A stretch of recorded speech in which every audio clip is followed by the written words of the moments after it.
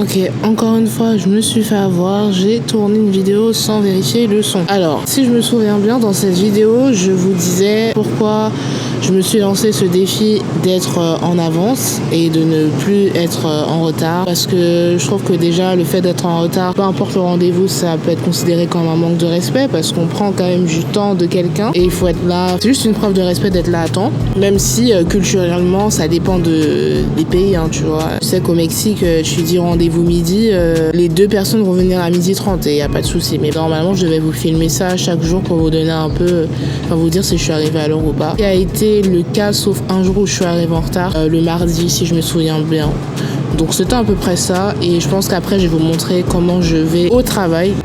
Alors, comment je me rends au travail? Donc d'abord, je marche 5 minutes, on va dire. Ensuite, je prends un métrobus. Un métrobus, je dirais que c'est l'équivalent d'un tram, que c'est un bus qui est sur la route, sauf qu'il est connecté par le haut. Ah oui, en gros, je descendais du bus et par la suite, je marche encore, mais là, vers le travail. Je prends un métrobus, puis un bus qui me ramène dans le quartier où je travaille. Et après, je marche. Et ce qui m'avait étonné, c'est que les portes sont ouvertes quand tu arrives sur l'avenue où tu as plusieurs arrêts.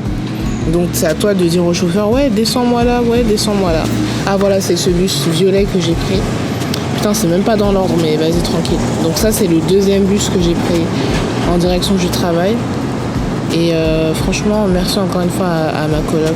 Je sais pas si je peux la citer, mais bref, merci parce que c'est elle qui m'a donné les tips. Vu que les autres me donnaient que des avis négatifs, donc franchement ça passe. Après, là j'étais partie lundi, mais le mardi c'était bondé de monde et je suis arrivée en retard au taf. Moi je recommande, si vous êtes fatigué de prendre l'Ecobici, c'est une bonne alternative je trouve. Au lieu de prendre le taxi, vous prenez 1 heure. Là j'ai pris à peu près 40 minutes et franchement ça va quoi. Le trajet est simple.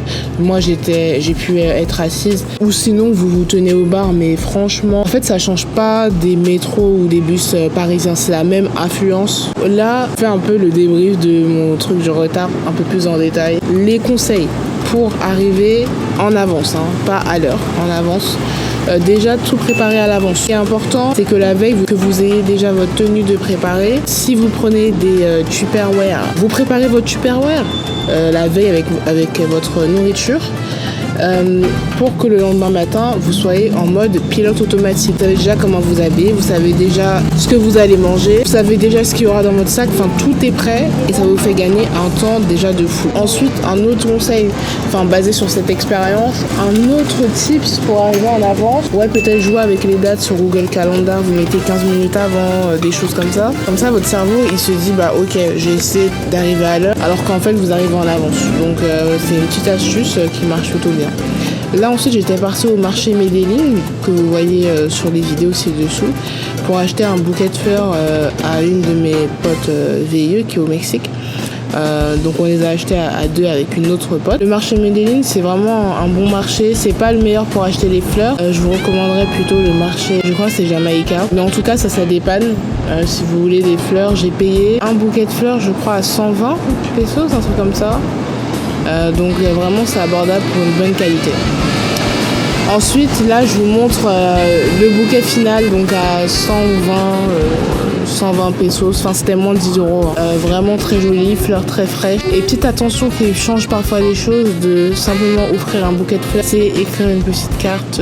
C'est quelque chose que j'aime beaucoup écrire aux personnes que j'aime. Donc ça fait toujours plaisir, donc n'hésitez pas à vous acheter une petite carte. J'en ai acheté une pour 15 pesos, moins d'1 €. Ça vaut vraiment le coup. Et j'ai oublié de rajouter aussi, je suis aussi allée à la salle de sport, donc une nouvelle salle de sport qui s'appelle SmartFit.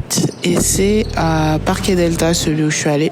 SmartFit, c'est un peu comme Basic Fit, hein. C'est une chaîne de salles de sport où tu prends un abonnement et tu peux faire plusieurs machines.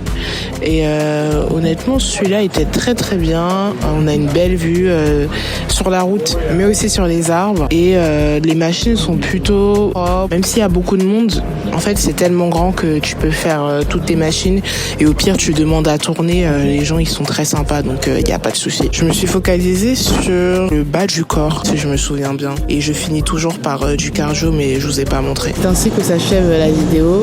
J'espère qu'elle vous aura plu. Là, on va commencer une nouvelle série de vidéos. Merci beaucoup pour vos retours.